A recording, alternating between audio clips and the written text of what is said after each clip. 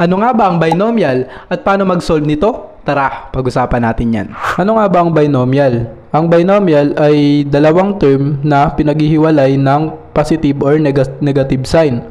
So for example, dito for number 1, x plus 2, so pinaghiwalay sila ng positive sign. And kapag mga gantong problem is pwede nating i-expand yan.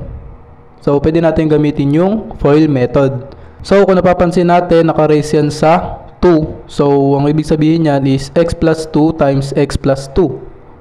So x plus 2 times x plus 2. So pwede natin gamitin yung FOIL method para ma-expand natin. So ito muna, x times x is x squared. And ito naman, so x times 2 is positive 2x. And next is ito. So 2 times x is positive 2x. And ito naman. So 2 times 2 is positive 4. And combine natin yung like term. So x squared.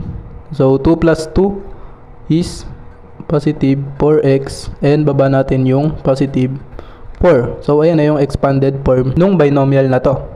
And here's another example for solving binomial. So dito naman sa number 2 is meron tayong equation na merong dalawang binomial. So kailangan daw natin hanapin si x. So para makuha natin si x, kailangan muna nating ilipat si 5 dun sa kabila. So magiging 2x is equals to 11. So kapag nilipat si 5, magiging negative 5. So magiging 2x is equals to 11 minus 5 is 6. And then para ma-isolate si x, divide natin both sides by 2. So ang sagot is 6 divided by 2 is 3. So sana may mga natututunan kayo sa mga video na ina-upload natin. And for more math tutorials, please don't forget to like and follow my social media accounts. And see you for more math tutorials. Let's go!